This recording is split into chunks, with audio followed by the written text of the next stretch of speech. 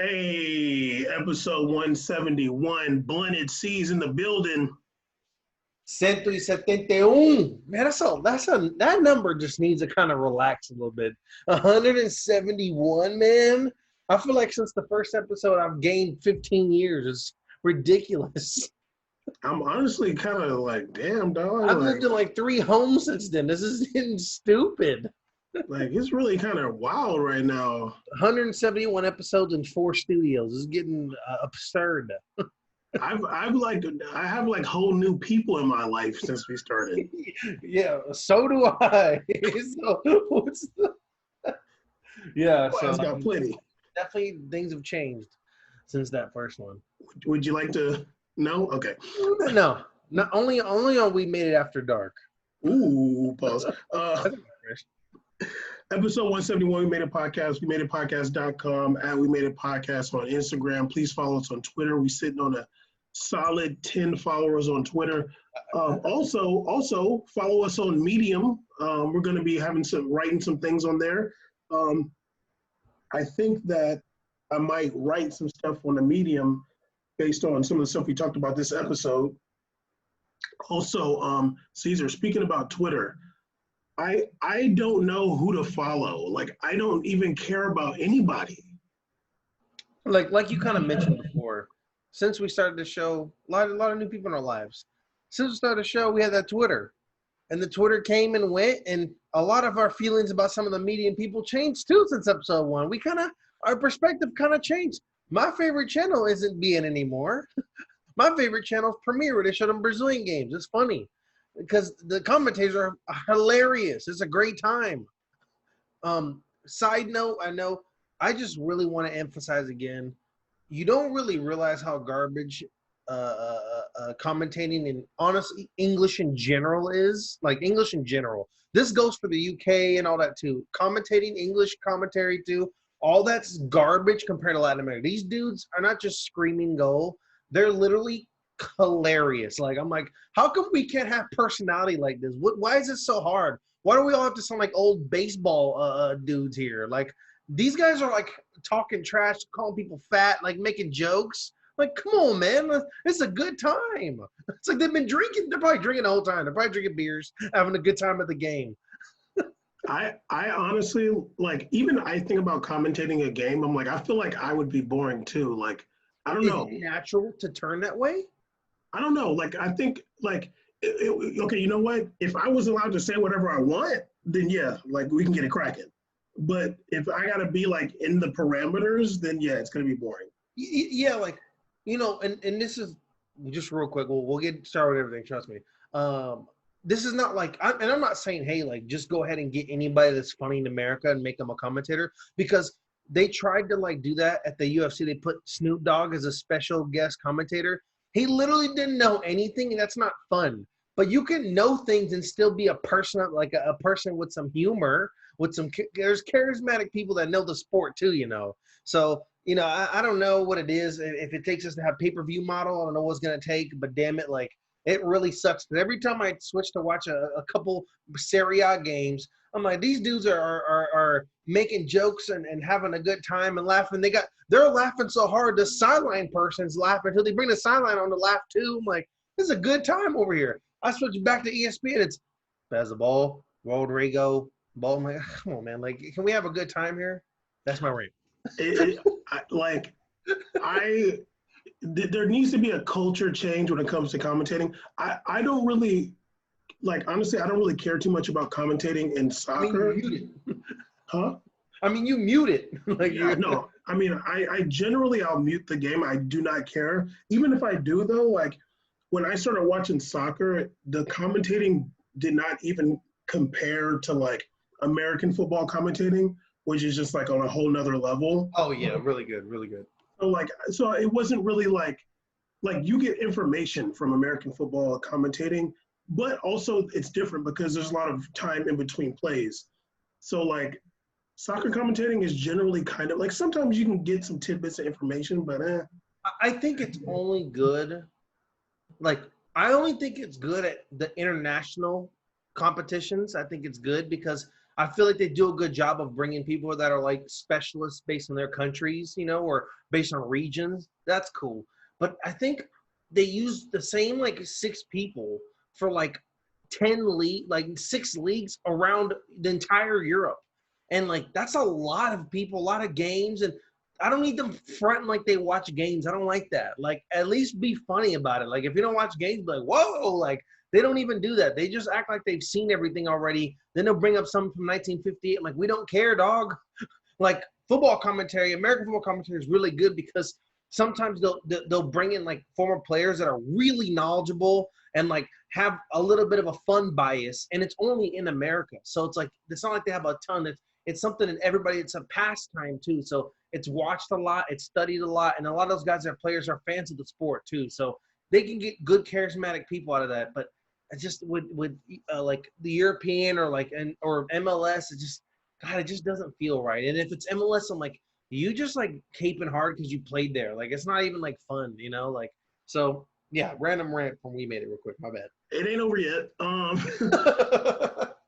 Also, like, yeah, it'd be more fun if you're watching and like like sometimes they'll show the like the lineup before, like a person doesn't have a picture because they like just like got called up to the team or something. Yeah. Like, be like, yeah, like, who is that? Like, okay, let's see what he got. Instead of being like, oh yeah, this is Adebo, he just got called up to the senior team. He's from here. Like you don't know anything about him. Like don't look at the paper that they give you.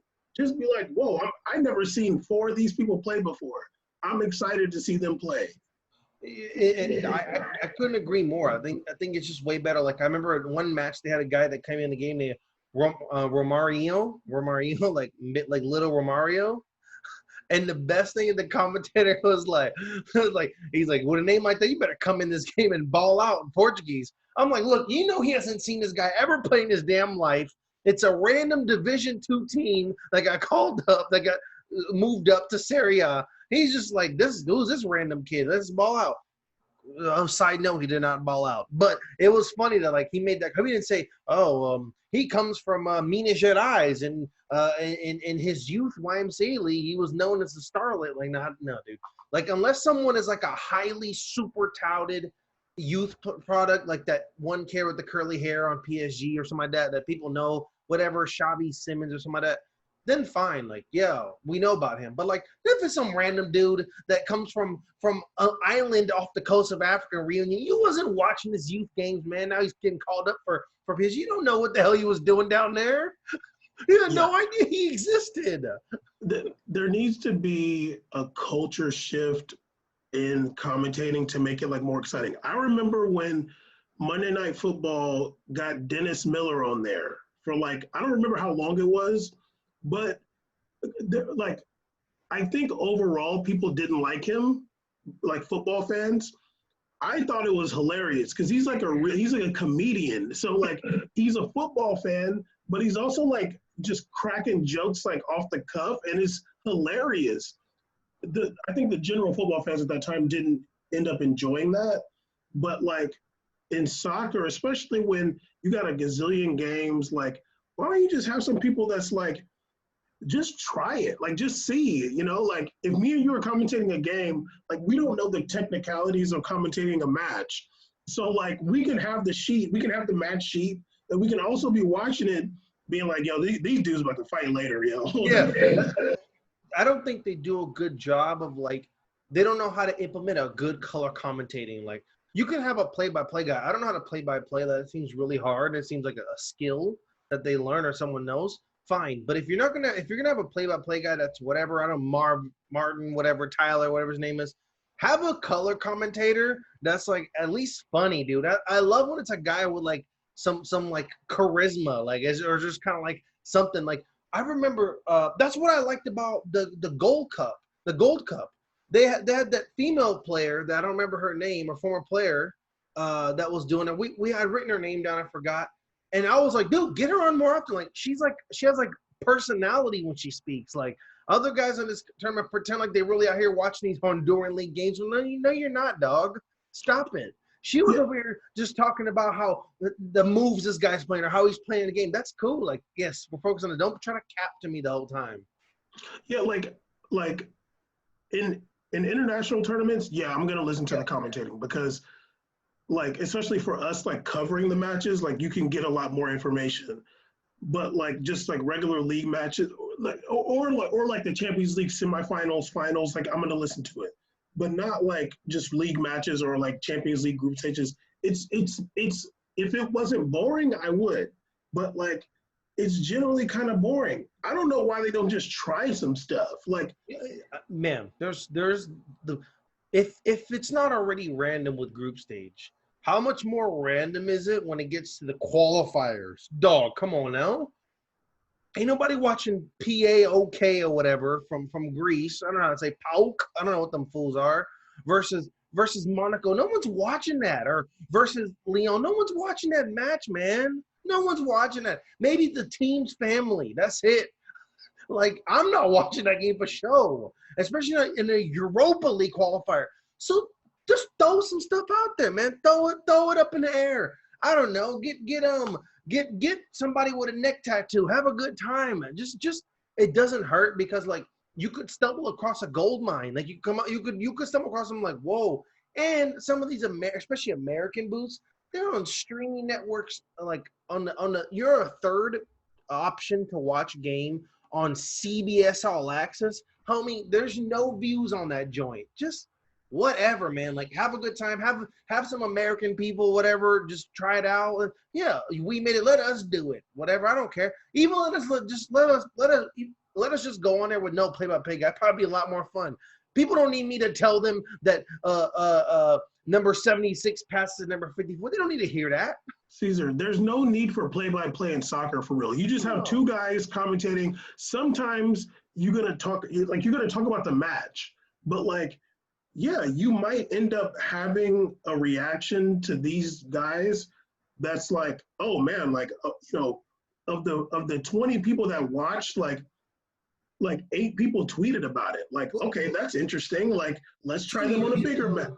Huh? 2 years ago, they had that PSG where they were showing PSG or something like no, I forgot what it was on one of the tournaments.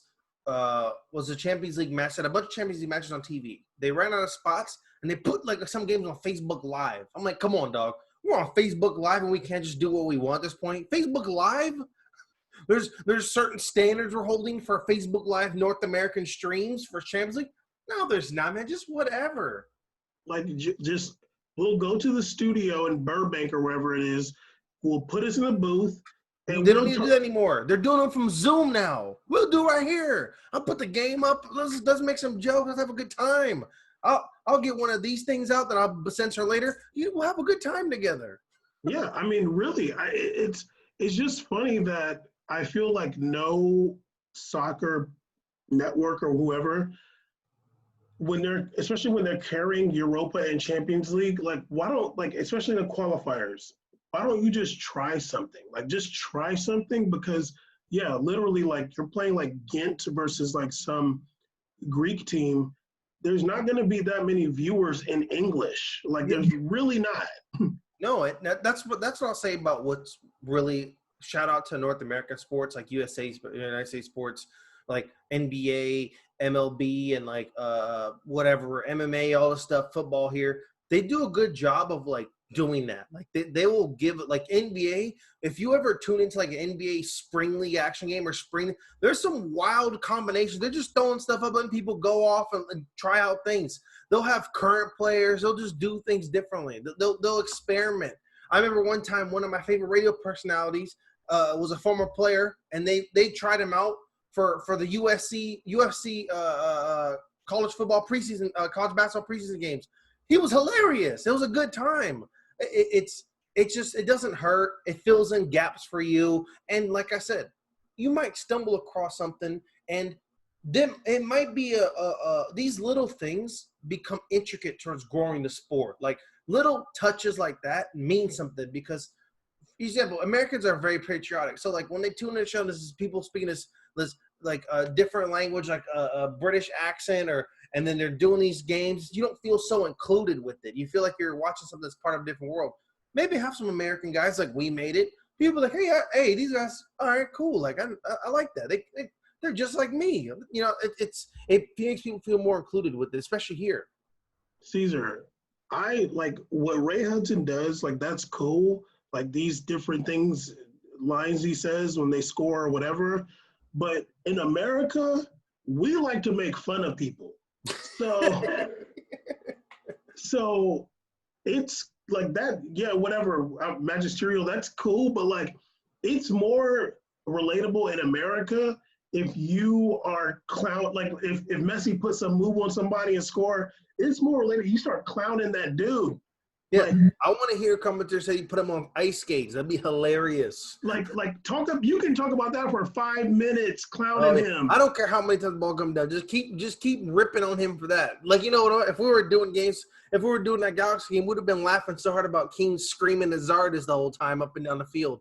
If we were doing that Champions League quarterfinal, we've been laughing about Piqué getting put on ice skates on the ground, laughing about Messi putting Boateng on the floor. You think I would have let them continue? I'd have been like, pull up the marker thing. I want to circle this part and just start breaking down a slow-mo on the side screen of him getting destroyed. It'd be a great time. If I was watching, I'd be dying of laughter. I'm like, oh, my God. So I don't have to watch 65% possession. I can watch these guys clown about a moment earlier. I'm down. Like, I don't need to just hear Semedo to Rakitic to people. Do the dual screen, throw a Budweiser ad on the bottom, and let us just have some fun. Come on, man. Yeah. Honestly, let's go. I'm going to send another DM to UCL and CBS about this, although they have not responded to the other one. But yeah, it's definitely something that they should try out because they're literally putting up YouTube highlights of Europa League qualifiers or whatever it is, or Champions League qualifiers. They're not only doing that. I'm like, I didn't even know there was matches going on. I got an alert saying there's Champions League games today. I was like, who the hell versus who the what? And I click on some of them. There's no commentary. It's dead silent. So what are you even risking? Like what? Yeah, sure. Make me sign some kind of waiver so I don't say some horrible words. Fine. Then kick me off there immediately. But listen, just you have nothing going on. It sounds like a practice already with no fans. I don't even hear the fans going crazy. And it's just dead in general. It's your coach screaming and some fake audio of people in the crowd. That's all they got now. Oh, also, I was trying to log into ESPN Plus, but your password stuff didn't work. So I don't know if you changed my password. Sorry. Okay. Somebody else had it. No, I don't want them having anymore. Well, because I was trying to go back and watch BVB. Okay, Caesar, just real quick before we get into the episode. You asked me. On ESPN, yeah, it was fun.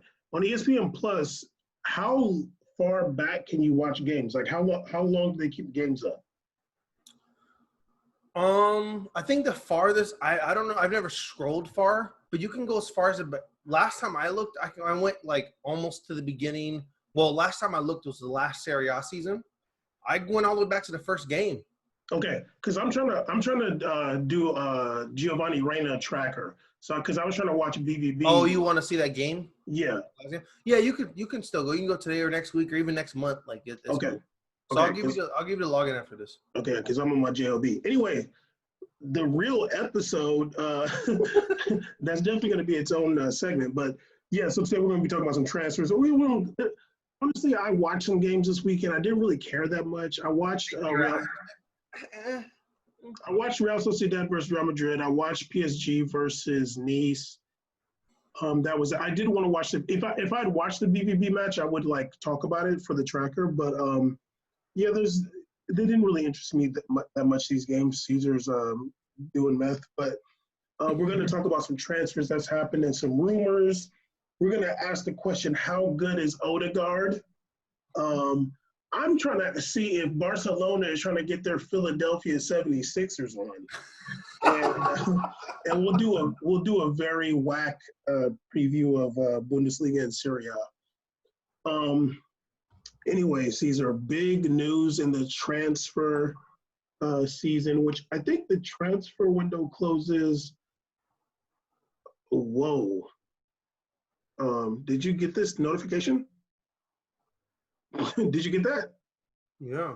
Okay, well, it's still working, but that was weird. I'm kind of busy, Zoom, but all right. right? I think it was October 5th. I don't know, but anyway, I'll start with this one. Your boy Luis Suarez to Atletico Madrid for free, except there's like 6 million euros of add-ons. But it's basically a free transfer, which is very weird because he still had a year left on his contract. But basically, like this is the most real push out of the door situation ever. Like they wanted to get him out of there so bad. We're gonna talk about. Okay, let's just stick to him going to Atletico Madrid because we're going to talk about Barcelona later and like how his absence is going to relate to the team and Messi and stuff. But what do you think about him going to Atleti? The thing with me that's kind of weird is like I want just people to go and give us props. Give us our due because for a long time on this show, we've been saying this man is shot. It's shot, it's done. And we can say he's shot as much as we want, but what's really telling is when you're free 9-9. When you're free 9-9, they go first of all, before I even go off on it, I didn't even give a damn about Atletico Madrid match at all. But now I'm gonna watch because I really hope Diego Costa and Suarez are getting in fights. That's gonna be a great time. I hope this goes down. That there couldn't be a more volatile striker duo in the world, and I'm so excited for this. Please, both with no knees left, about to be up there going mad slow.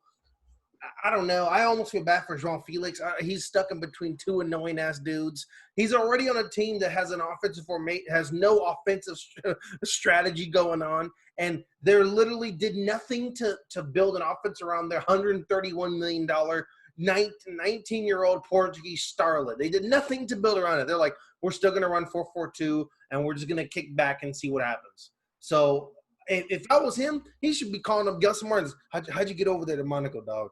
How'd you do that? He probably ball out over there too. He's probably calling Carrasco. How'd you get to China? Hey, does Dai Lang still have another spot open? Obafemi's gone? Come on, dog. Let me just get in. He's been tearing ACL 3 times. Let me go. He's calling Jackson Martinez talking about, dog, how'd you do it? How'd you do it? How'd you do that, then get over to Portimonense? How did you do that? That was quite the move. How'd you get back home? So, well, his home. But yeah, it's weird. I don't really know who's running Atletico Madrid. I'm convinced it's some kid with a FIFA account that's just grabbing people. These are not anything I feel like they had to address. What the hell did you need Luis Suarez for? Sure. I thought Luis Suarez would go to like some Italian team like Fiorentina or something. I didn't think he was going to go to Atletico Madrid. But, I mean, we're just here, I guess, to entertain. So they're entertaining as hell. I think whatever I had them on my prediction, I'm going to drop them one more. I'll be honest with you. I think they literally got worse. I think they literally are going to lose a spot from this, and I'm just going to sit on that. Okay. Him going to Atletico Madrid it's a joke. You got him with, like, he's such a flopper with, like, another notorious flopper, Diego Costa, who I don't know if he's going to stay or not, but we'll see. I was kind of thinking maybe they would, like, let Diego Costa go and bring in Cavani and just have, like, Luis Suarez and Cavani playing together. That'd be a goon move. If we're doing that, you get the spot back. But listen, I thought that was his spot in general. I thought that was Cavani's team to go to. I thought if I'm Simeone, that's the one dude I want. Like, that's the one striker left on this planet that's going to track harder than anybody in the whole world. So why not? And then he's doing all that. You guys, João Felix just kicking it, running around, chilling. It'd have been great for him. No, yeah. Luis Suarez. So hopefully it's going to be some kind of backdoor move where we swap like that.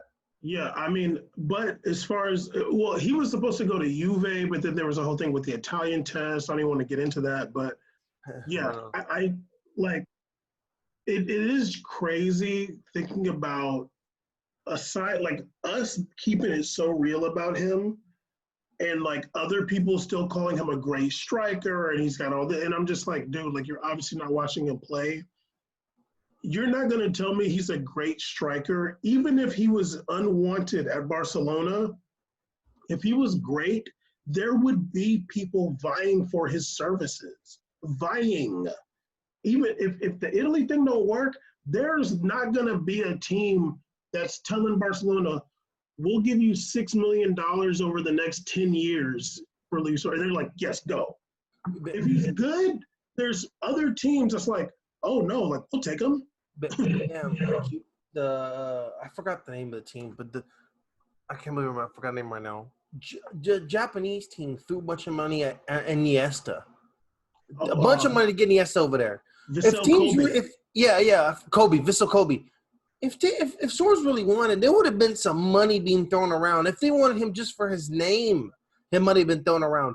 I'm sure if he really wanted it, even I'm even convinced MLS didn't even want him. To be honest with you, I don't even think they wanted him too. Like, well, I feel like there might be because they would. There's no way Barcelona wouldn't have been more down to take a transfer fee payment from MLS for money to get Suarez over there than let him go to a team in the same league for free, borrowing some under the table jugs. Like, come on, man. Like there would have been some. Higuain was over there chilling in Miami already, just doing warm ups. Well, I feel like there might be something with his visa stuff because he's playing as a non-EU player, and how is he still a non-EU player after like 10 years in Europe? Yeah, which is like, I mean, I guess he never got his citizenship. Yeah, so I mean, and it happens, but like for example, like Messi has Italian, passport or whatever. Like Cavani also has Italian. He never got a passport or citizenship, apparently. Yeah, because he was gonna go, like the reason he had to do that Italian language thing was because he's playing as a non-EU guy. So I don't know I'm thinking maybe that had something to do with him going to MLS. Madrid. Well, no, I'm sorry. Not going to MLS. Okay, not going. Yeah. But I don't know. Aside from that, the transfer itself is just goofy, funny. I can see him doing okay. I don't think he's necessarily going to do terrible at Atleti, but I can see him going back on loan to Barcelona in next transfer. I swear to God, I want Barcelona to crash and burn. Okay, your boy, speaking of a loan, your boy Alvaro Morata back to Juve on loan.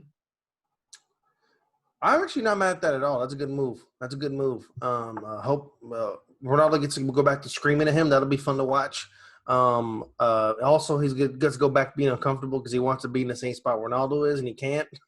So it's going to get goofy. But out of all those people on that team, there's the only one he's the one that knows how to play with him more than anybody. He's been around him the most. Alvaro's been part of the Madrid system for a long time. Very, very talented striker. He's you know what he is? He's like the jack of all trades, but like he's not like a master at a specific thing. You know what I mean? Like there's not one thing that he just like is out of this world. Everything he's pretty good at, and you need players like that, especially rotation wise. Especially how this season's gonna go. What they say it's like going to be estimated 60-something games in like fewer months than last season. So it's going to be wild.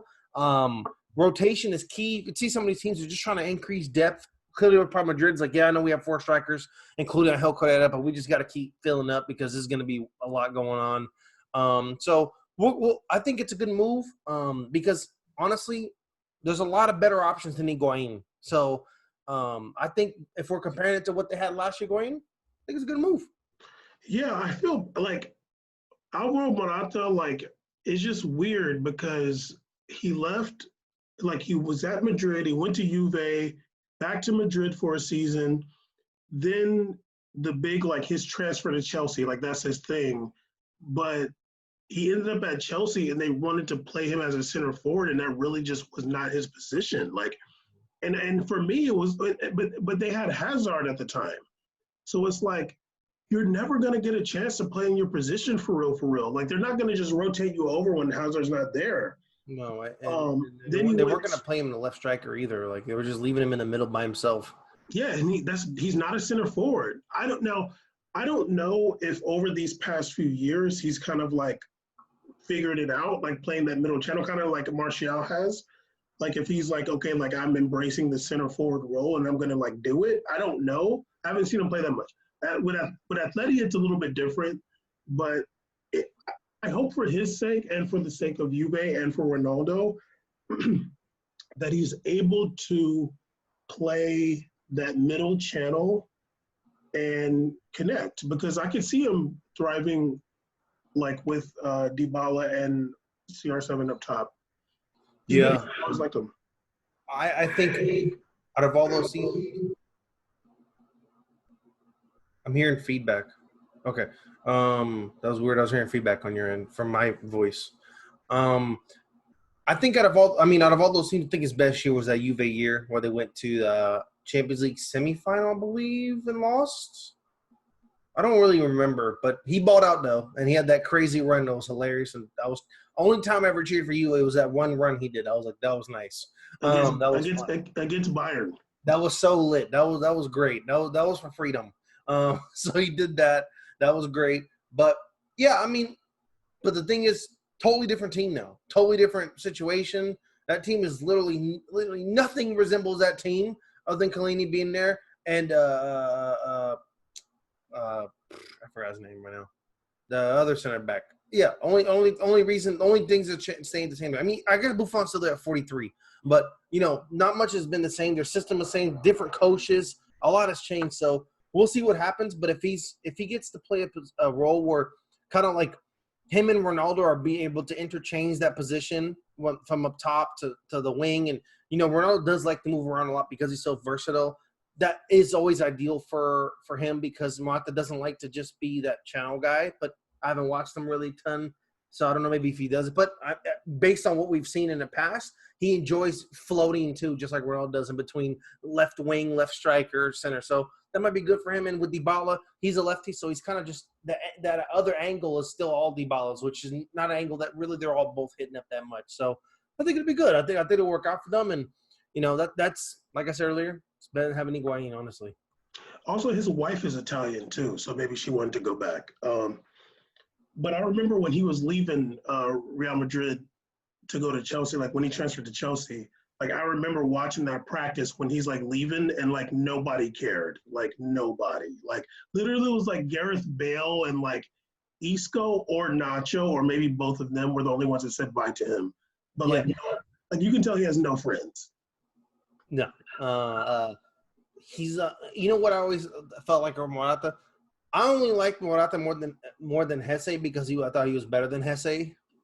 But like no one liked Morata. Everybody liked Hesse more because he's like the life of the party. Like Morata's not the life of the party. He's not funny. I remember watched one Juve interview he did. I'm like, damn, like he was doing some like game outside, like with some kids or whatever. And I'm like, damn, like no one really like you're not a superstar, dog. Like I know you think you are. I feel like that's kind of what you thought you were because you're a Real too. You're not a superstar. Sorry, man. It's just not the deal. And then you didn't speak English good, so you couldn't have been pulling it off in England either. So it's rough. No. Another transfer, your boy Thiago to Liverpool, £27 million. I'm so mad about this one.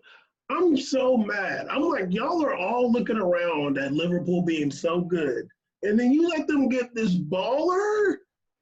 It's when I saw that transfer go through, I literally screamed, "Are you effing kidding me?" in my house. I literally screamed it out loud because that's super unfair. That's super unfair. You already have Nabil Keita there, whose dream is to be just as good as Thiago Alcantara.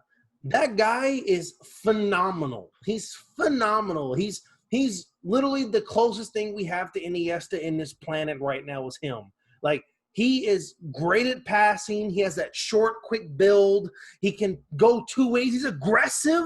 He'll play defense. He doesn't care. And then give you a dimer. And, oh, yeah, don't forget, he can rocket a ball in too. So he's literally can do it all. probably one of the top 5 best midfielders in this planet. And you let this fool go to Liverpool. He went from Champions League winner to the team they beat. Like, he just got to move one step down. It wasn't that big of a step. It was all good. Although he's a traitor, but still, that guy is sensational. I never forget the day that they were talking about, who's Rafinha going to play for? I'm like, I really don't care about Rafinha. The biggest thing we did is lost out on Thiago. How the hell did we let him go to Spain? Are you kidding me? And you know what? He only has like 32 caps. He didn't even play for real, man, because he thought it was a genius idea to play for Spain during the era where they were still cracking. I'm like, dog, you're not going to get no burn. And then the time comes to get burned, and the coach is like, I only want OG Spanish people. So, I mean, that's what it seems like. That's the only reason why you wouldn't get Thiago in there, because he's still called up Isco. I'm like, damn, but I'm going to keep it real. Thiago's been playing a lot more and played in the final. Like, he kind of deserves that call up a little bit more, dog. I love me some Isco. Don't get me wrong.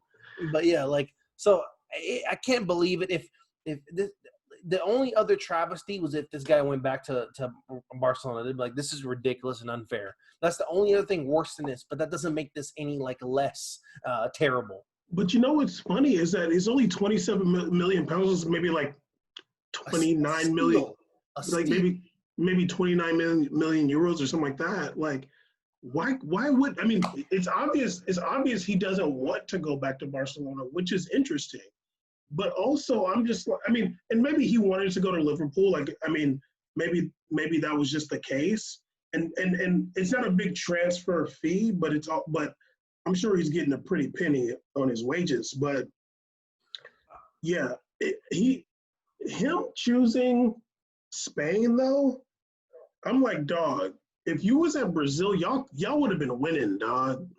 If he was at Brazil, absolutely would have won. We would have been like the first like South American team to do that Copa America World Cup and then Copa America again. Like literally, I can't even like dream of a midfield of Thiago, Casemiro, and freaking Arthur, something like that in the middle. Holy crap, dude, that's not fair. Literally, then you'd be like, Brazil, yeah, they don't have the same attackers they used to back in the day, but that midfield got exponentially better. That's literally the best midfield you could ever construct in the world right now if you had that out. Inform Arthur and Thiago and Casemiro, that's ridiculous. Because you wouldn't have to have Casemiro playing damn near Cam sometimes. He would just literally be chilling because those guys would do it all. And both of them track back and put in work too. So, man, I bet he kind of thinks about it too. They should have switched. They should put Rafinha over there in Spain. Can we get Thiago, please?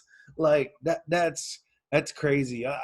I can only imagine though, like for 30 million, like literally, I don't even care if he's mad. I would have just put him on my team like Real did to get Jovic. Like I don't care, whatever, just get him on this team so Barca don't get him. Like, come on, man. Like this is whatever. We'll eat that.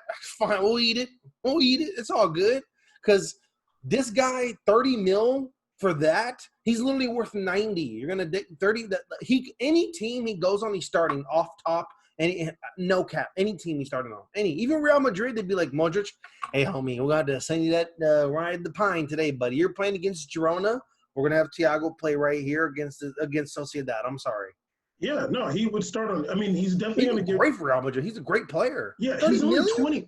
He's only 29. That's ridiculous. I mean, he does have a lot of miles on there, but he is only 29. He's turning 30 next year. Crazy. Just turned 29. Yeah, in April. I'm like, damn, dog. It's been weird. It's like there's like a lot of teams getting players for cheaper. Do you think that has to do with the coronavirus thing, or just kind of like players' market values down? Because a lot of teams, like for example, what was it?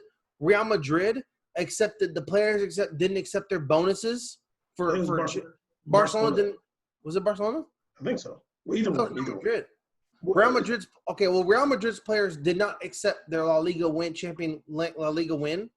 They get a €1 million bonus, everybody in the team, for winning La Liga. None of the players took it to put the money back into the club. I think there's some stuff going on that we don't know about financially. It seems like these players are going for cheaper. I think the players don't care if their transfer value is whatever, as long as they're getting their wages. I'm sure Thiago's still getting 350K euros, whatever the hell stupid number he gets. He's like, I don't care what the hell y'all paying. Just make sure I'm getting paid. That's what matters. Well, I think because of the situation. Well, we're going to do another transfer next, which is kind of a lot. But I think what happens when the teams don't have as much money to pay transfer fees is that the players are going to have a lot more say in where they go, because it seems like with Thiago, like he just wanted to go to Liverpool. Like he wanted to leave Bayern and he wanted to go to Liverpool, and Bayern as a team got to just like take whatever they can get no matter what. Um, but Liverpool also got Diogo Jota from Wolves, the striker, for 41 million, which is kind of a lot, I feel like. I mean, wait. I've never seen a dude play for real. I mean, I've seen him play a little bit, but like he's only 23, so I think that's part of it. But he's not like a big name. He's only 23. Yeah. What? I'm trying. Who did he have? I don't even remember like him like playing for real. He played for Wolves. Okay, him is Jimenez or whatever. Yeah, like, yeah. Was he next to Jimenez and all that? Yeah. I don't really kind of understand. I mean, 40 mil. I guess is that a lot? Sure. It's obviously it's not like we've seen like. Damn, Thiago's worth more than that. Exactly is what I'm saying. I would have rather scooped up on him. I mean, that's what I'm saying. So it seems like based on like what I thought about when I seen those transfer numbers, it's like Thiago's like, look, I want to go to Liverpool, and like Liverpool's like, look, we don't got like that much money to be spending. Like no team does really. So here, Bayern, we'll give you this. They're like, all right, because we got to take it. Yeah, and Bayern's like, he's a surplus. We got so much damn players and talent. Like, I think I don't even think it's Bayern's choice. I think he just wanted to leave. Like, yeah, and I'm sure. And then Bayern's like, yeah, man, sure, like whatever, dude. Yeah, he wants to go to Liverpool. Like Liverpool said this, like sure, like, crazy, man. That's literally still crazy to me that he got to go to Liverpool. I mean, like, I don't know, but man, what a scoop. It sucks. I still don't really want to watch Liverpool that much. I don't know why. I just kind of lost this fire to watch them. I don't know. I wish Sadio Mane would leave. Then I'd watch maybe if Mane left. I want Mane to go different teams so I can watch him play for somebody else. Like it just I don't really feel it. I think it's like I already kind of seen what I had to see on that Mo Salah 50 whatever the hell 400 million goal year he had. Then he got flamed out in the World Cup. That was good enough for me, I'm like, you're never gonna like beat the pinnacle of that. Of course, they got Champions League win, but like that was the most turnt ever. And I'm like, so everything else, I'm like, it's cool. And if anybody's been watching Mo Salah for a long time, it's Bam. Bam's been on the Mo Salah train for the longest time. I mean, from Roma to Chelsea, all these loans, he's watched them through Fiorentina, all these teams, man. I mean, yeah, I don't like. From what I read about Jota, like apparently he's a young dude. Like apparently he like presses a lot. And I think like that's big for Klopp's system. So like his system, not tactics. So I think that's kind of maybe why they got him. But I mean, honestly, Ben, Jota, literally, he's just a fast winger. He's a fast winger. That's gonna cause problems. He has speedy. He has a little bit of movement with the ball. He's short and fast. That's trouble. And it's this is like I said, this is a team. This is the year of depth.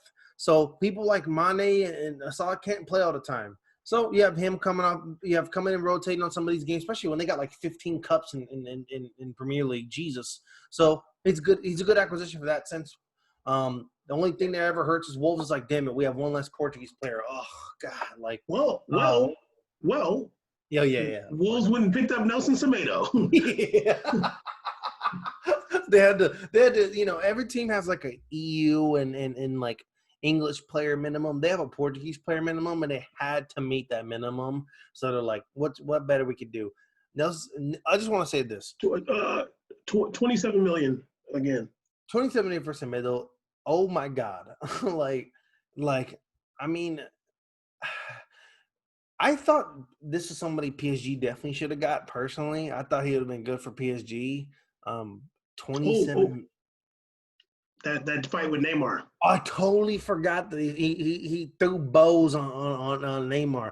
Never mind. You're never gonna play for PSG, and your lives on the Neymar's there. So never mind. You did stuff him. So I just take back everything. Good pickup for Wolves. I don't really want to care or think about the team's fullback situations, but I'm just never gonna watch him play again. That sucks because he's speedy and fun to watch. So that was cool. Yeah, I don't really be watching Wolves matches. I think he has like a good skill set and like athleticism for EPL. Like it's fine. Yeah, like nobody cares about fullbacks. Last transfer loan, your boy Gonzalo Higuain to Inter Miami. Bienvenidos a Miami. Good pickup. I said this a long time ago. Everybody's talking about what they should do. I'm like, it's time to hit up America. Hit up your brother. I said it on here, guy. Hit up Big Bro or Little Bro, whatever the hell he is. Hey, man, I'm coming through. I'm over it. I don't know what that big old little bro, whatever he is, difference. I'm coming through. Should be cool. Good for him. Have a good time, man. You're literally living in Miami. You're on a new team, so they got all kind of stupid budget. You probably get all the cool stuff because it's early on. Those jerseys are horrific. They look like they just literally rolled. They look like they literally bought those jerseys on East Bay and they're just rocking them right now. Like they have nothing personal. It's just a logo, pink, and an Adidas logo. You don't have a damn sponsor. So have a good time, Higuain. Chill. Have a good time. I don't know how he's gonna do. I don't think he's gonna break Josef Martinez's record or even BWP's number of like 31 or whatever the hell he had in the season, some stupid number, 27. But it's a good pickup. I'm sad I would have been more excited if they had him and Lee Nguyen playing together, but Lee Nguyen got released, so that's not happening.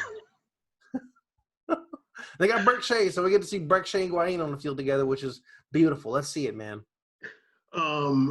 His brother is his older brother. Plays for DC United. It's funny, like on Wikipedia, it shows like for Gonzalo Higuain, it just shows like his international stuff is like runner up. Well, the funny thing is that he got to play alongside the wonderful Messi, so he got to just sit there and take those number twos for his whole life. He even took that cleat to the face in that World Cup and or whatever, the fist or elbow, and never got that red for that. So Higuain, I'm sorry. I cheered for him when he was balling out in Napoli. It was kind of cool to see him doing good. I was happy for him. And then he went back to being annoying again, just like he was at Real Madrid. And people tried to tell me he wasn't. He was annoying as hell. I didn't like him. I'm sorry. If Ronaldo doesn't like you, I don't like you. It's just how it goes around here, dog. It's just how it goes around here. He didn't like him. I didn't like him. That was the first time I ever agreed with Mourinho. I'm like, yeah, he's whack. Get him out of here. But, yeah. Speaking of Mourinho, Mourinho has come out. Let me just say, Mourinho's insane. Like, he's literally just like an insane person and just senile, and he's lost it.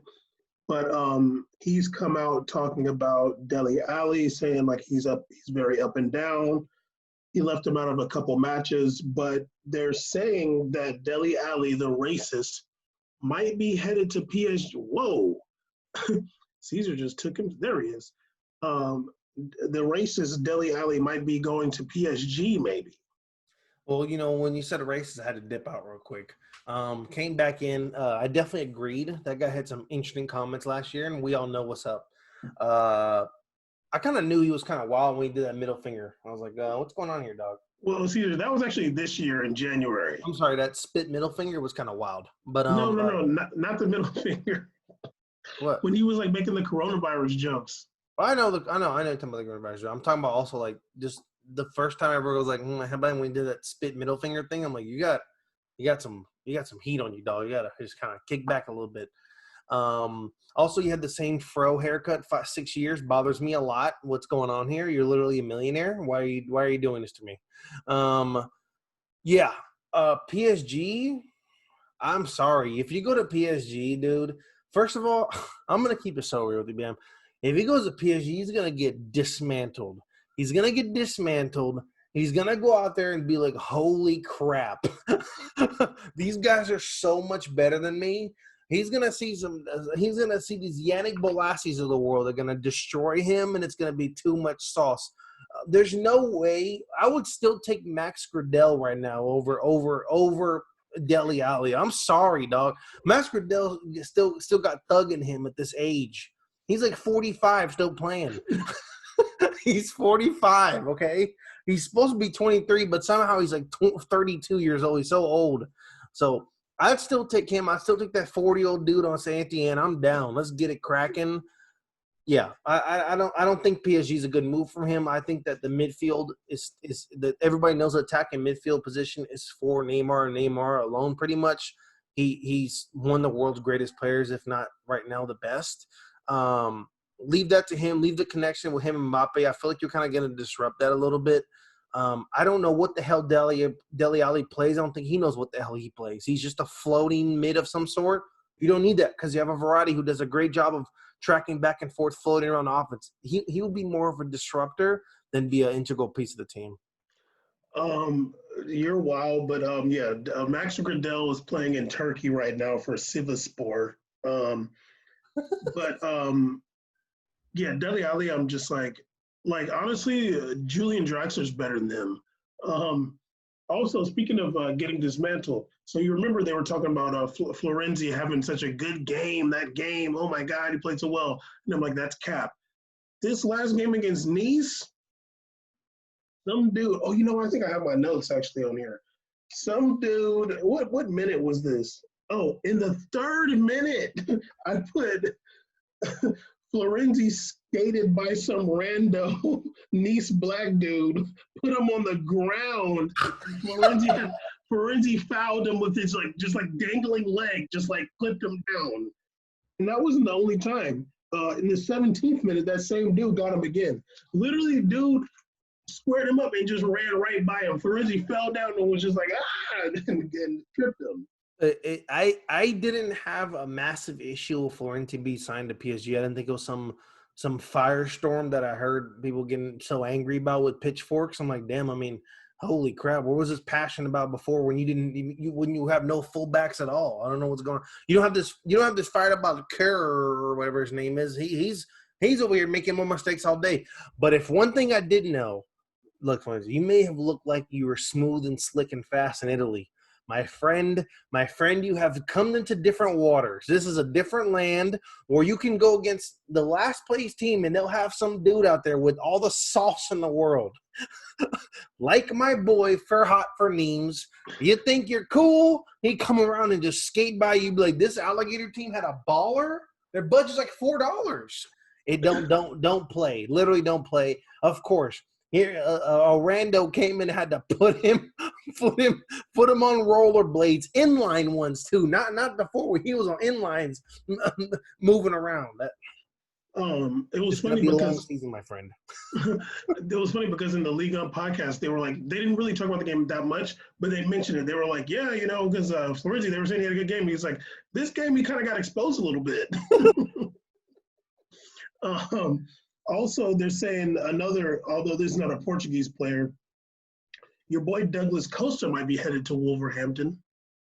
Goodness Christ. All right, man. Well, like I said, I'm never going to watch you play against my life.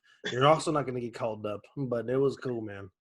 Holy crap. If you go to Wolverhampton, dude, I mean, first of all, how many roster spots does this team have? They have 400 players. They literally have everybody on this damn team. Everybody plays. How does everybody be on this team and they're still 5th? What do you need to do to win there? And also, how many Portuguese speakers you gonna have? First of all, I'm actually starting to get really uncomfortable with this.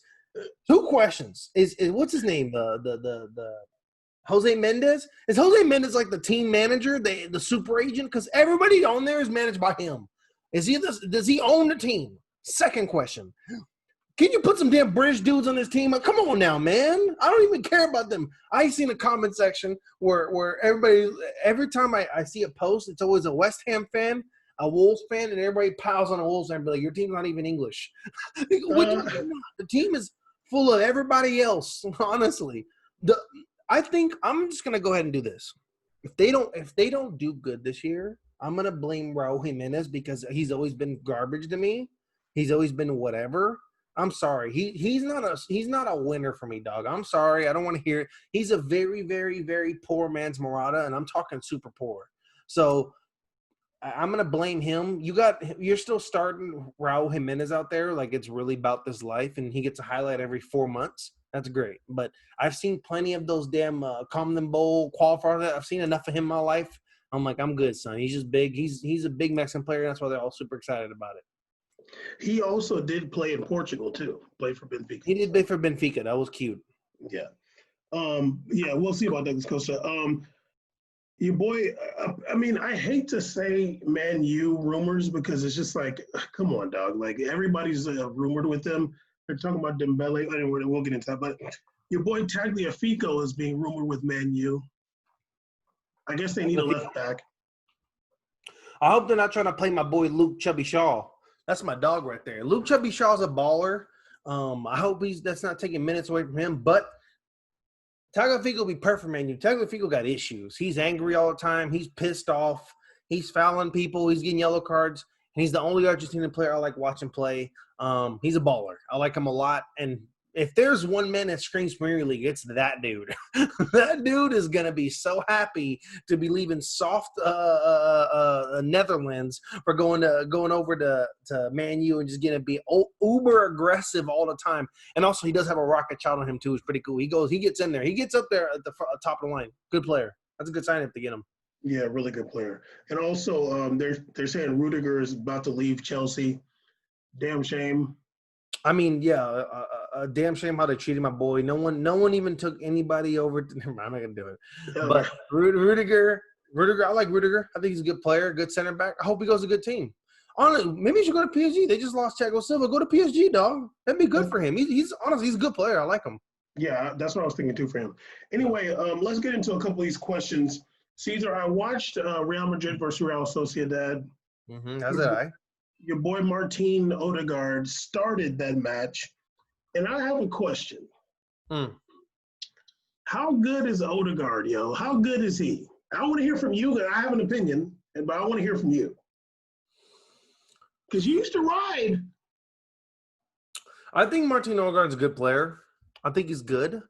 My only issue, and I mean, the only Real Madrid account I follow is Managing Madrid.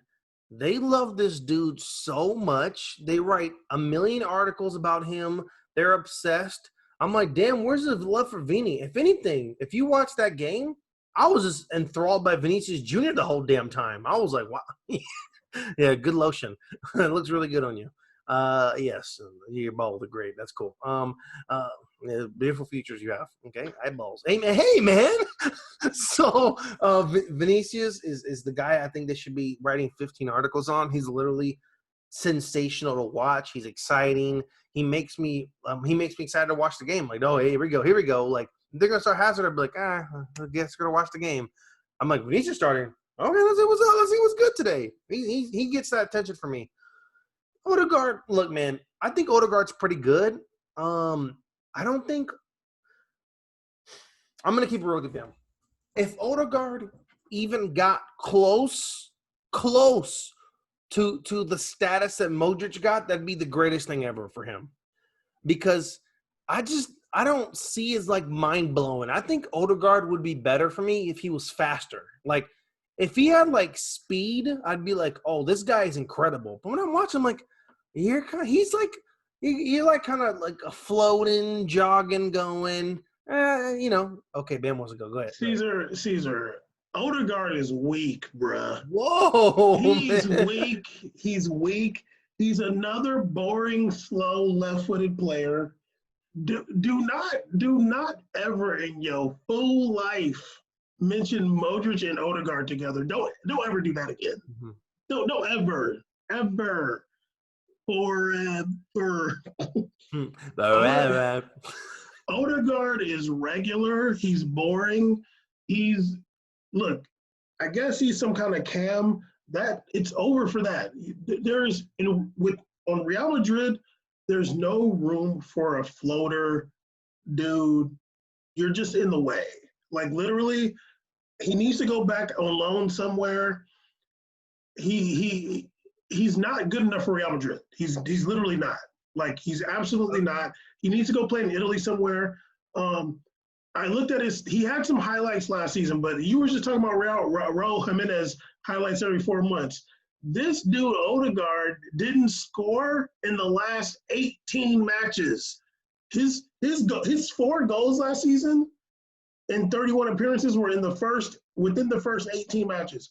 Another whole 18, not 1 goal. And I think it was like 2 assists.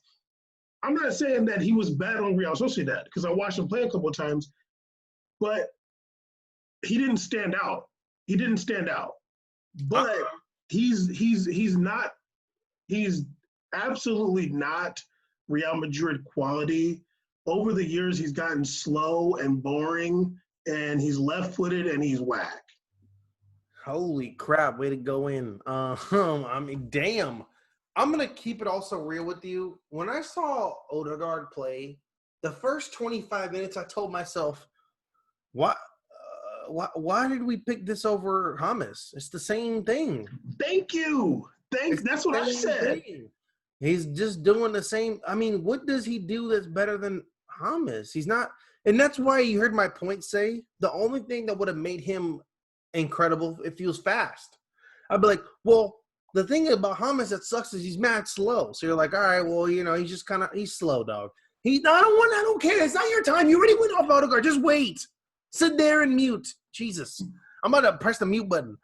So if he had like speed, like Vinny does, or even Rodrigo, which I guess has some speed, I don't know about. If he has some speed, but I'm saying if he's Rodrigo's speed, I'd be like, oh, we could do something with this. We could work him until left wing or right wing. We could be that lefty we need on that wing. But he's too slow to play winger. He's too slow. So he floats back there, and I'm like, oh, this reminds me of James era. But is it just that he's way cheaper than James? Is that why they prefer James? Maybe James is too expensive for what you're getting. So, I mean, I don't think he's whack and horrible like you do. You're really letting this. Bam is. You couldn't really hate a damn a winger more. I mean, you could hate a lefty more than him. That's like the pinnacle lefty that you'd hate of all time is definitely Odegaard. Like that's like someone that's skating by in life and it's not fair. Like with James, like when I was watching, I was like, dog, this is like James, like towards the end. There was a point when James was turning up, but it wasn't really good for the team necessarily. But with Odegaard, yeah, he's already on the books. And like James want to leave and like you can get some money for James. So like that's a good thing to let James go. But yeah, Odegaard, I'm just like, dog, if you're going to be left-footed, like you need to be like Di Maria and be fast and left-footed. Like Di Maria can't do a damn thing in the world with his right foot. He's basically hopping on one leg running. He can't even run on the damn other foot. But he's fast. So, like, at the very least, you know where he's going, but he can still do it because he's quick. Or you're going to be like James with Colombia. Like, James just is kind of get behind everybody and just, like, uses physicality. But it's different. It's a different kind of style when you're playing, World Cup qualifiers in South America or you're playing in Copa America. It's just totally different. But if you're playing for Real Madrid, who plays really good football, there's no place for a player like that. He needs to go back out on loan. If he doesn't go back out on loan, he's going to be riding pine forever. I don't know if Isco has COVID or something, but Isco, who's also not the fastest player, just is miles and miles ahead of this guy. Yeah. He's not Real Madrid material. Yeah, Isco, one of the best things about Isco is that although Isco doesn't have the speed, he has he has really high agility, really good low center of gravity and balance, and he's a wonder. He's a magician with the ball and passing. He's literally a magician. He's quick though. Quick. He's not top speed, but his acceleration, because he's little, is totally different. That's what I'm saying. Odegaard doesn't have that. He's kind of tall and lanky. I'm like, damn dog. I'm sorry, dude. This isn't a Real Madrid player, dog. And it's funny because when I saw him, I was like, when did he get so tall? He definitely grew. I mean, they got him at 14. I'm uncomfortable. But I did forget he's a man. I'm like, damn, he's the same size as Holland, dude, tall as hell. I was tripping. I was like, damn, I remember him being short. He's more of a damn deep center mid than a freaking Cam. Caesar, I think he had a growth spurt this summer. Yeah, he did look tall. I'm not gonna lie. He looked tall. I'm like, dog, you're Benzema's height. Yeah, because I remember even for Real Sociedad, I was like, I think he was shorter than that. I'm gonna keep it real. When I was watching the game, I was like, I feel like Benzema doesn't like him. Oh no, definitely not. Because I was watching Benzema, I'm like, damn, I never seen him so angry in a while. Like he's like really annoyed right now, and like he's probably hating these left-footed angle passes. He probably hates the angles these passes. I'm like something's definitely off. It's weird.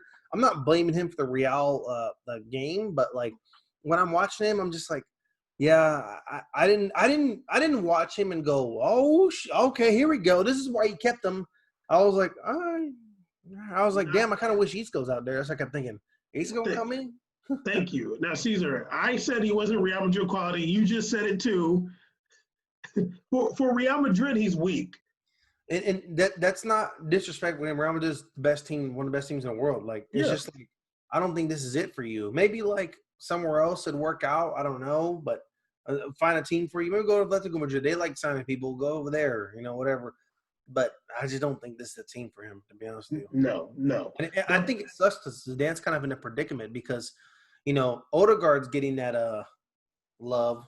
So if Zidane like gets all crazy again, they're just gonna be like, "Oh my God, here we go again. This is so stupid. This guy." And I'm like, y'all don't really watch because I'm just sorry, it's not. Like when I watched the first time I watched Vinicius Jr. play, I was like, okay, like honestly, like.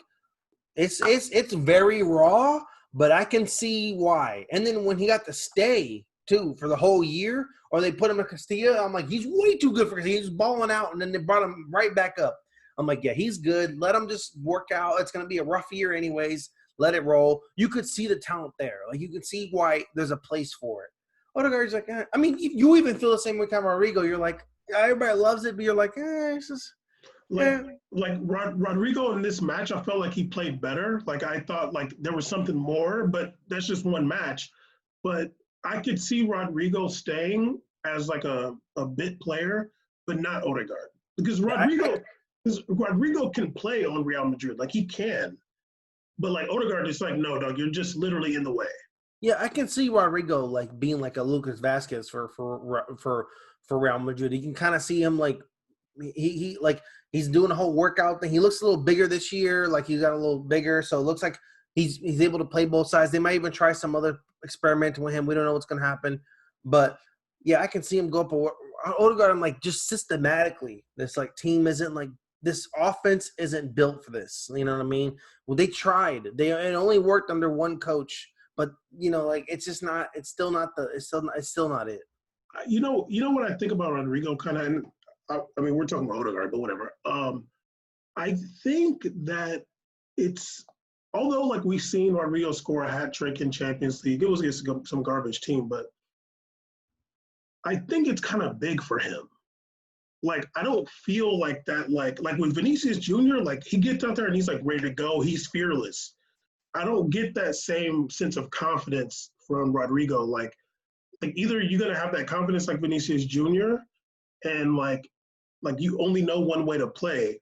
With Rodrigo, I feel like he's kind of subdued as a player. And because I don't want to necessarily say he doesn't have the skill set, but like I feel like he doesn't really like play with that like level of kind of enthusiasm and like assertiveness on the pitch. Can I keep it a stack with you? Keep it a stack. This is you want to know why Rodrigo doesn't have that in him?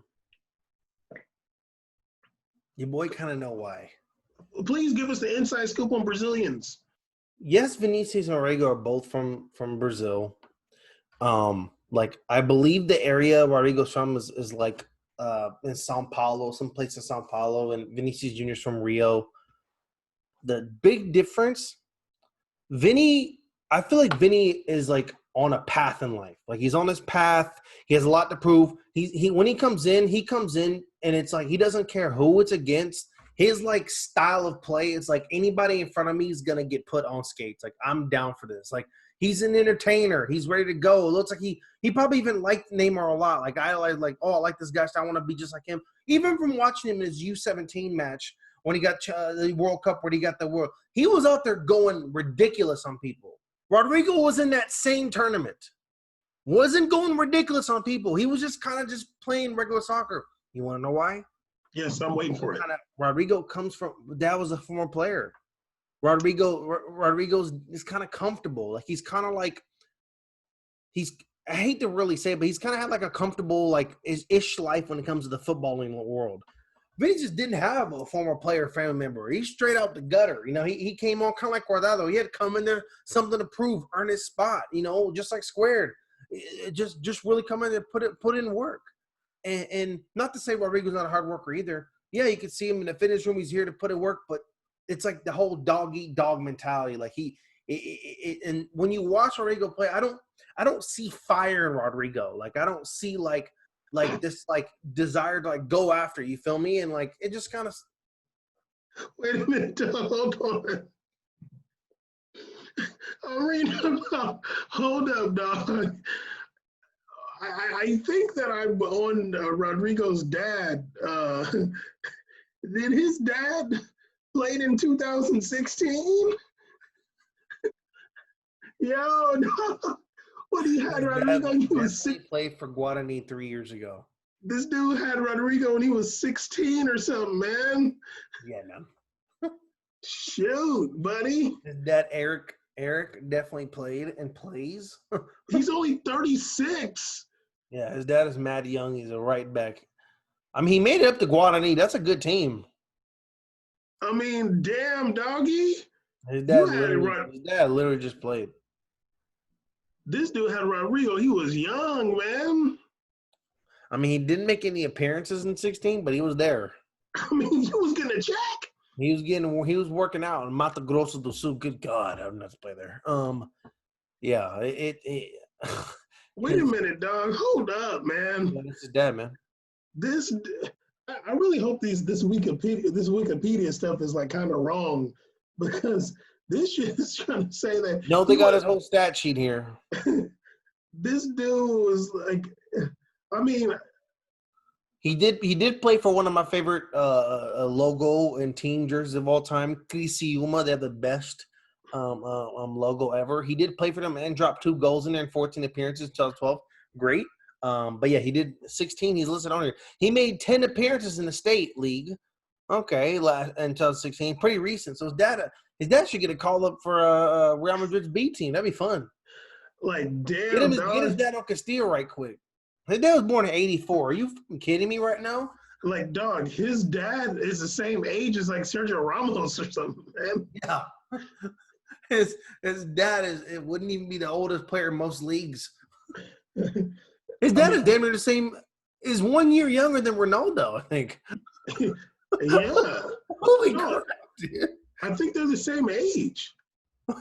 Hold up here. Yeah, 1 year older. Ronaldo was born in '85. Yeah. This dude was born in '84.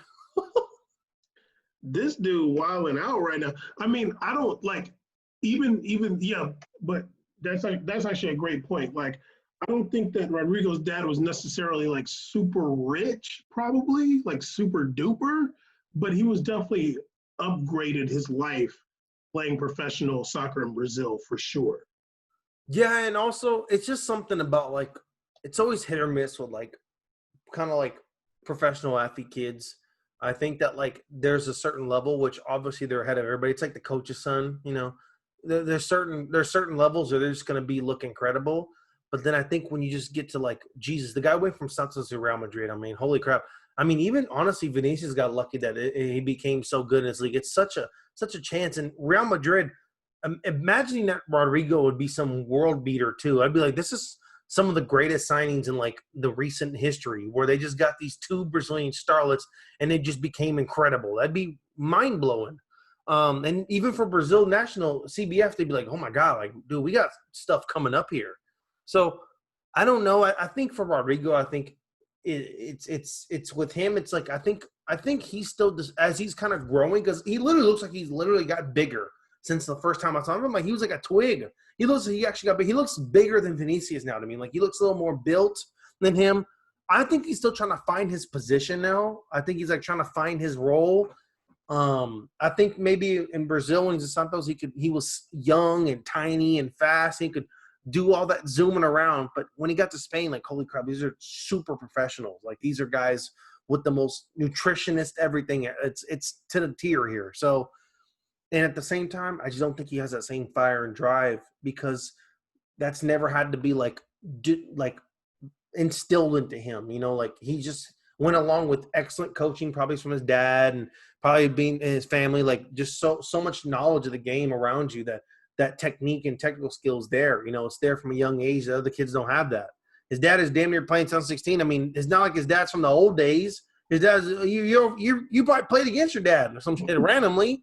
There might have been a tournament. I'm gonna find out. There might have been the first son combo in a long time. No, actually, no, because Rivaldo played with his son actually in Brazil too. I'm sure that's happening all the time in Brazil. I'm sure that's all the time. Rivaldo played with his son and scored in the same game. They're probably playing with sons they don't know is theirs, all kinds of shit. Hey. Come on, man. That's we don't need you to do all that now, okay? We get it. Anyway, back to Odegaard. Like we're talking about Rodrigo, but like we're all over the place. Odegaard is not terrible by any means, but he's definitely way more regular than there's people making him out to be. And obviously I'm going to try to give him some more games to watch him, but I could kind of tell a lot from that match, and it doesn't seem like he's going to fit in Real Madrid. But you want to switch up. I feel like we've been recording for a long time. I just want to say, I had to say Rivaldo's name. Shout out Nordesh. Shout out Recife. Rivaldo's a legend. That's all I'm going to say. I'm good. The real Norge. Caesar, really quick, I don't want to spend too much time on this, but is Barcelona trying to tank this season? Here's why I'm asking. These fools literally let Luis Suarez go. They got no center forward, no prospects. Are they really about to let Dembele go too? They're talking about Dembele to Man U and other places. Are they going to really try to have a front three of Messi, Griezmann, and Ansu Fati? I watched Antoine Griezmann try to play up that middle channel with Barcelona last season. He did terrible. Ansu Fati is decent, but he ain't going to – he's 17. You can't be relying on that. They let Rakitic go. They let Artur go. Yes, they did get Pjanic back. He's regular. He's never played in – did he play in – did Pjanic play in Spain? I don't know. Why am I thinking he played for Sevilla? But I'm pretty sure I'm wrong. Pjanic? Yeah. I don't know. I don't think he played in Spain. I don't know. I don't think Ansu Fati is ready for a prominent role. I don't know if they're going to try to pick up a center forward. It doesn't seem like they didn't even ask for any money for Luis Suarez. Before you answer the question, are they trying to tank? I read some article. They were talking to Rakitic, who moved on to Sevilla. He was saying that he was never something telling here, saying he was never close friends with Messi or Suarez at Barcelona. Who? Rakitic said he was never close friends with Messi or Suarez. One thing telling, I think that it's interesting that he put them two together. You know what I mean? Showing that this is like the power couple of Barcelona, and kind of making me think that without Suarez there, Messi is going to be really mad. But Caesar, let me tell you who he said his closest friends were during his time at Barcelona. Iniesta, Ter Stegen, okay, Boateng, Kevin Prince Boateng, who was there for like 3 months. And last season, you want to who his closest friend was last season? Junior Firpo. That's like a child, man. But all right. You're best friends with a 22-year-old fake Dominican? Okay. Fake Brazilian, I'm sorry. All right. First of all, I'm gonna let you pass on a Junior Firpo friendship. I'm gonna let you pass on that, Rakitic, because I could just go off right now. But because Junior Firpo has bamboozled us all. But the Kevin Prince Boateng thing is only hilarious to me because this is the 4th time I've heard this where there's a player that says that it sucks that Kevin Prince Boateng's on. He's one of my close friends, and it's only the team's there for a year. When he left Fiorentina, this dude Ribéry was so mad. Ribéry's like, "Are you kidding me?" And they had just become friends that year. He was like, "You're literally." He's like, "I feel like I lost my brother." I was like, "Damn, dog." So he's back over there training, but They're speaking German together. huh? They're speaking German together. Yeah, over there pranking each other, giggling. I'm like, this is cute. The retirement club. But never forget. Shout out points both for that baller year he had at Las Palmas. I never forget that. And playing in Africa. But Rakitic, that's crazy. Now Rakitic kind of gave us a little bit of a hint there about what's really going on down there. What can someone get a mic on Boateng? He say whatever the hell he want. Can he tell us what's really the deal down there? Vidal, you don't want to talk a little bit, Vidal? You don't want to just spill a little tea just for us? Yeah, they also let our Vidal couple's go broken up now. It's safe. Yeah, they also let Vidal go too. Yeah, Vidal's gone too. The whole damn crew's gone. They don't have a winger anymore. Vidal's gone. So why not? So are they trying to tank or what? What's the deal? What are they like gearing up to suck this year? They might get relegated. I mean, honestly, I think that they still would have balled out if they had done all this and got rid of Messi. I'd have been like, damn, they're probably gonna be pretty good this year. That's what it would have been like. I'd have been like, wow, they got rid of a lot of like used up space. They're about to be an open field out. They're gonna start running around. This dude Braithwaite about to have 30 goals. It'll be so good this year. The Bailey's about to see just his eyes gonna dilate like, here we go, let's go. But that's not the case. It's still got Messi. I feel like it's gonna be such. I don't want to knock on whatever. I feel it's gonna be a weird year. I almost feel bad for the players that are there still. Like now, all these guys leave, and you start to feel for the people that are there. Like, damn. Like I bet the Bailey's like. I want to go to Liverpool, run around. That'll look fun. Junior Firpo's best friend left. I hope they only – I'm not going to do this. I'm about to say something terrible. But, yeah, Junior Firpo being his bestie is hilarious. I'm like, damn, how far away are they in the locker room from Messi? Then they're probably, like, on the other side of the planet talking. Oh, yeah, they're probably just, like, hanging out, shooting the shit, talking about reggaeton songs. This only tells me that, like, all these players leaving Barcelona for cheap and no one going to Barcelona only tells me no one wants to go there. Yeah. No one later, dog. It's not fun. It's not cool. Who they just get, like, they got somebody, I'm like, that's not a game breaker, but nice try. And Caesar, why would you want to go there if Messi did this whole drama about leaving? Dog. When Ronaldo left Real Madrid, this is like the two icons. Mm-hmm. Ronaldo left, he was literally after the end of Champions League, after they won the Champions League, he's like, I forgot the exact quote, but he was like, maybe I'll do this in another place. Like, it was just like something simple. It was no – and then he like very early in the transfer window, went to Juve. Easy, simple, $100 million, like, let's go.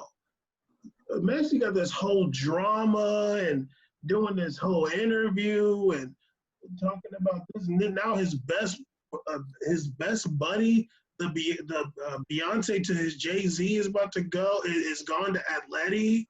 Like, yo, what's the deal? He doesn't like Griezmann. I don't care what nobody says. They were like, oh, he doesn't like Griezmann. Like, no, they do like each other. No, he don't like him. No one even called Griezmann their best. He's out there just solo bolo Griezmann, just chilling out there. Griezmann is a fake Uruguayan. He probably was trying to hang out with Luis Suarez. And Luis Suarez was like, I'm with Messi. Literally, Godin and Jimenez on Atleti used to be like, yeah, like, oh, Griezmann's like honorary Uruguayan. He loves mate. Like, Griezmann's just a follower. So Griezmann probably got to Barca and was like, oh, I'm going to be cool. Like, there's an Uruguayan there. I'm gonna say the slang to him, whatever. Luis Suarez is like, hey, man, like, you were friends with defenders, homie. Like, I'm with this guy. Like, you make your own. Go hang out with Umtiti. I'm not pranking you like I prank Neymar. It's not gonna work, man. We're not cool like that. I'm not gonna be standing behind you and then tripping you. It's not going down. We're not buddies. Well, I hate that video forever. Like when he kicked the ball from him. I hate that. Me too. I hate like grown kids. Like I hate shit like that. I didn't think it was cute at all. I'm like, this is ridiculous. That was the moment I felt like bad for Messi. Because Messi wasn't doing the prank in there. It was like them two around Messi. Messi just standing there, bone dry. I'm like, that's how I would feel. Like, can y'all like stop this now? This is like we're kind of grown. Like we can hug and kiss and shit all the time, but like don't be over here tripping and stepping on laces and pushing me over. It's ridiculous. Well, in Brazil team, they were hitting eggs on each other. I don't even remember that. Remember? They're what? It was like somebody's birthday. They was like hitting eggs on each other in the Brazil practice that time. Yeah, that's like some weird tradition they do. It's so weird. Now it's they. I don't be doing that. But they're not. It's not y'all. It's not us. I meant like the team. That team, they do that. Not my team. I don't play for them. Okay, here this guy. Anyway, Barcelona. I'm just like, yo, dog. Like, what's going on there? Like, are you about to go bankrupt? Like, I know that teams suffered during COVID. Most of the players took cuts. Like, I'm wondering is if they just like been paying Messi so much, or something's going on. Like maybe they got some really corrupt people. Maybe they're trying to fund the independence movement through like Barcelona and FC's funds. I don't know what's going on there, but it's very weird, and I don't understand it. And you know who they should hire is Yaya Toure.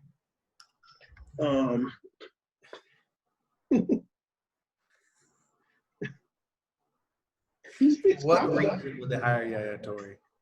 He speaks Catalan. That's a great reason. So for me, it's like I remember that in May they had talked about like, oh, we're 400 million euros in debt or something like that right now, or some stupid number. I remember I read that on ESPN. They're like, we're at 450 million euros in debt.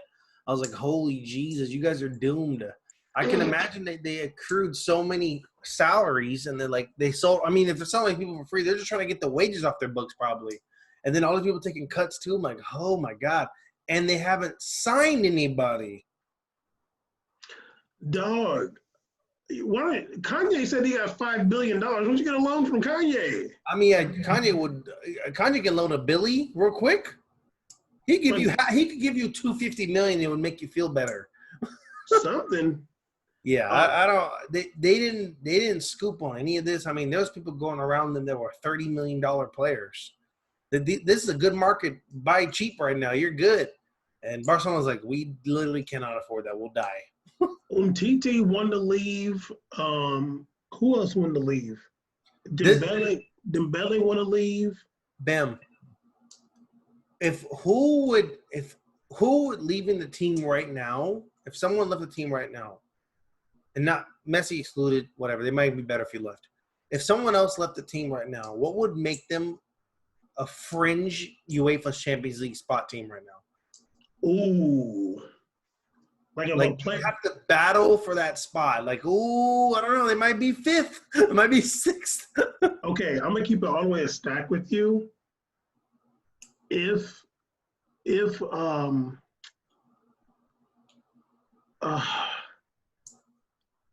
Jordi Alba tears ACL, they might be done, dog.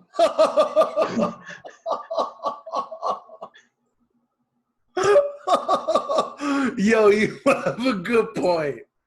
They might be done. They wanted to get rid of him. I'm like, y'all are crazy. This guy is the best player in your whole team. It's like they live like because that's the one like other fast guy.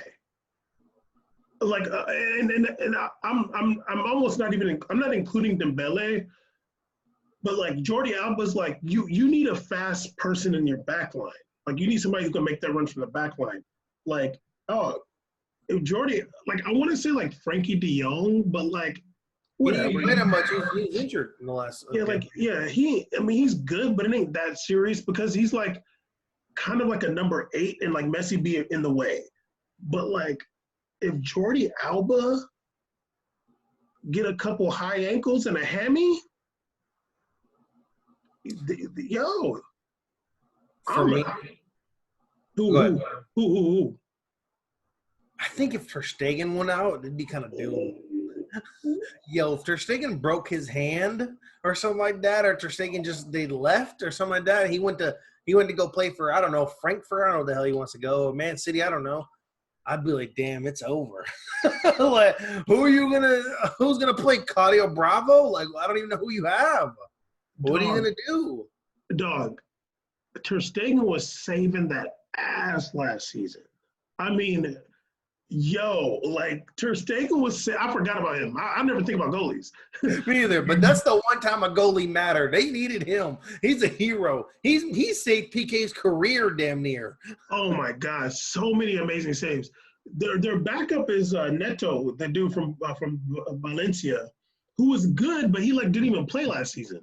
He's so like, rusty, Paulie. Neto's playing so bad right now. Neto Yeah. was dope when he was playing for. He was good, man. What a waste of life to go over there. He probably wants to get out and he can't. I was so mad he went to Barcelona. Like, why didn't you go to Barcelona? Ter Stegen's the starter, dude. What are you doing? That's too big of a team. Like, you start for Valencia, dude. Like, y'all won Copa del Rey. Like, what the hell is your problem? Yeah, that was weird. That was weird. The weird move. I'm like, you can't be getting a goalie that good as your backup. You're cheating. I think that he probably just thought, like, okay, like, Ter Stegen might get injured, and then I'll be the starter for Barcelona. Like, it's a big gamble. If I were him, I would have went to. Yeah, I don't know. Stay in Valencia. He deserves to be starting. He should have stayed at Valencia. He could have went to Betis, anything, just somewhere. You know, I think he caught an injury. At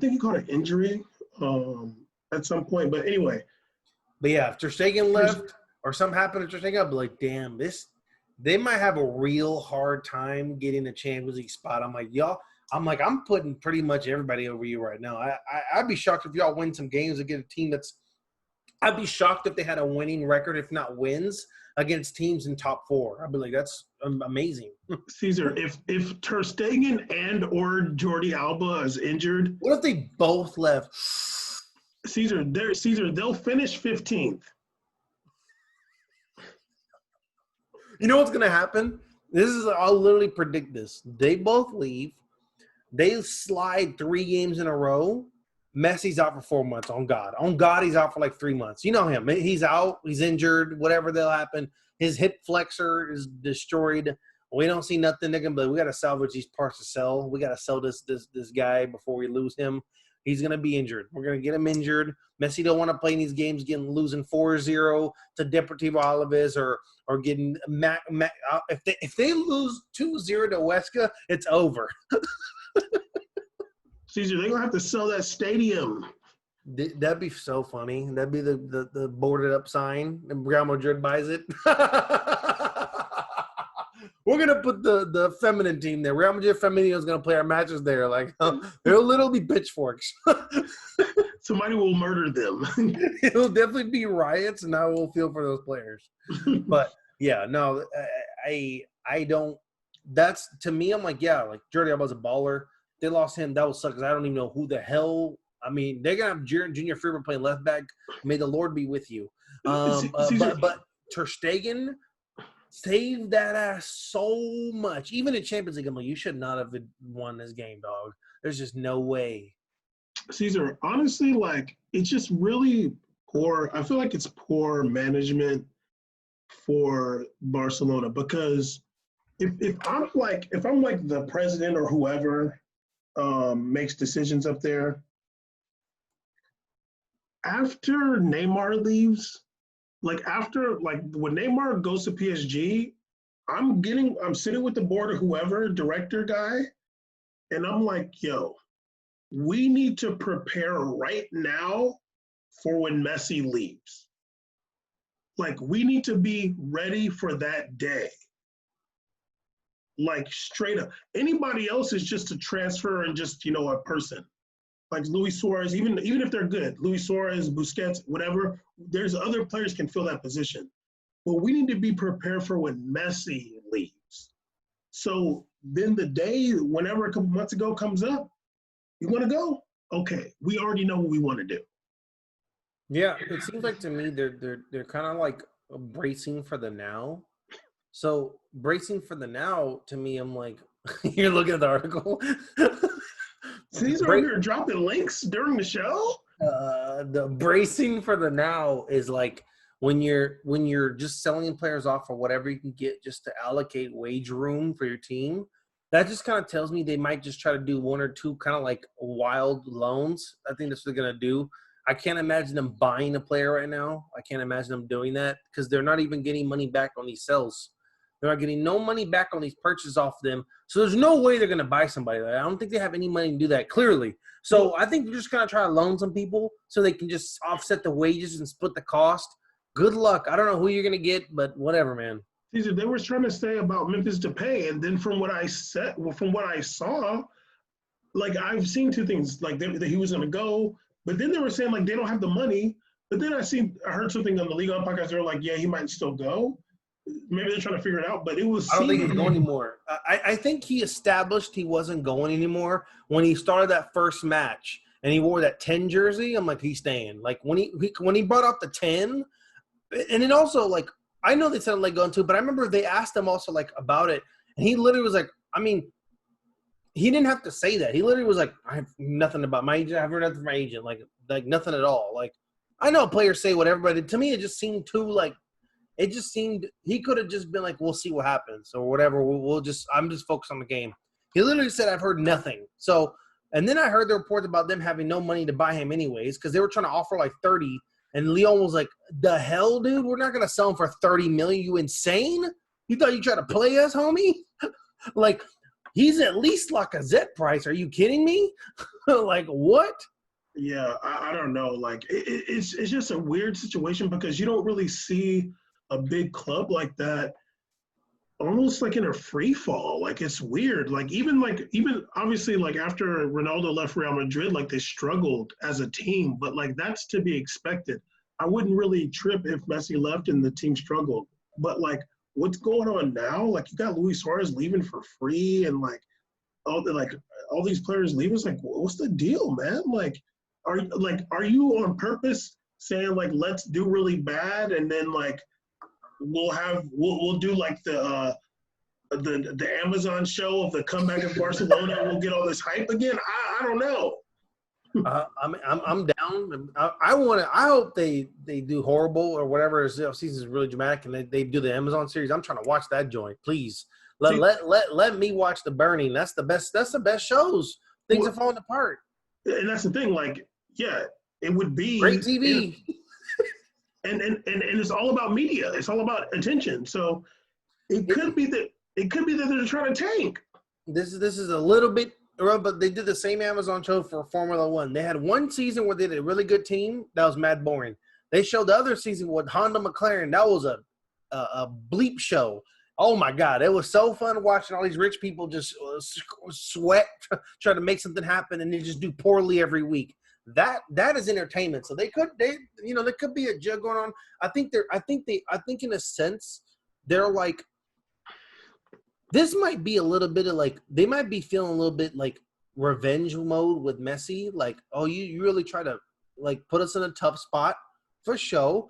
Cool. Good luck this year, buddy. It's going to be rough out there for you now because you're going to notice that you needed us more than you realized. He's going to be out there because they not only made him stay, but now he's got to stay out there and they're selling off all his homies, his ex-husband. Everybody's gone now. So now it's just him out there running around with Puig, the little Puig dude, Braithwaite, who else trying to play? Who want to play? So who wants to start today? This is the Coleman Project. Who's ready? Who's ready for the Coleman Project? You know what they should have done? They should have just slapped Messi in the face and signed Douglas Costa. And then, because every time Douglas Costa gets him in the game, you think he's one of the greatest players of all time when he comes off the bench. I can't imagine how pissed Messi would be. He's over there lollygagging around. Douglas will come off that bench, all that super energy started balling out. They made him feel even worse about himself. They didn't even get Wijnaldum. They were trying to get Wijnaldum. No, they were going to make all these signings, and Liverpool was like, haha, we just got Alejandro for $30 million. Your turn. Literally, I can't even see them past, like, round of 16. Oh, what? What if they're – have they done a draw yet for Champions League? What if their draw is like a mega group? I'm going to be like, y'all not making it out. If their draw is a mega group, if it's like Ajax, Man City, you're not coming out that group, dog. Can you imagine they're going to get Bayern again. For sure they're going to get Bayern. They're getting Bayern. So, if they get Bayern, like, if they get Bayern and like Oh, like PSG? Holy crap. Oh, it's over. They're not even going to make Europa. Dog, because it's always like a German, French, and Spanish team always. If See, they hit Bayern and them, dude, I'm like, damn, who y'all pissed off the wrong people. It's done for. They're gonna get Bayern, PSG, and like Man They're gonna get U. Bayern, PSG, and then Man U. Besiktas, and then then Besiktas is gonna beat them 2-1 an away game. I'm like, holy crap! They have 0 points after 2 group stage matches. They're gonna go out group stage is 0 points, dog. And then they're gonna get flamed out of Europa League too. I want to see Messi running around out there in Bulgaria trying to get a win against Ludogorets. That'd be so great. Just battling for this win in Bulgaria, trying to get this win right now. They're gonna lose to Stade Rennes. Anyway, we made a podcast episode once. I kind of want to call this one Shark Tank. Yeah, I'm down. I want to call it Sinking Ship. Ooh. I'm gonna Photoshop a picture of the Barcelona crest on a ship that's sinking. You know okay. See, don't be taking forever to send the picture then. I'll work on it now. Damn. All right, Sinking Ship. We made a podcast episode 171. Yeah, make sure you follow us on Medium and check that out. And make sure you follow us on Instagram and Twitter. And yeah, hallelujah, holla back.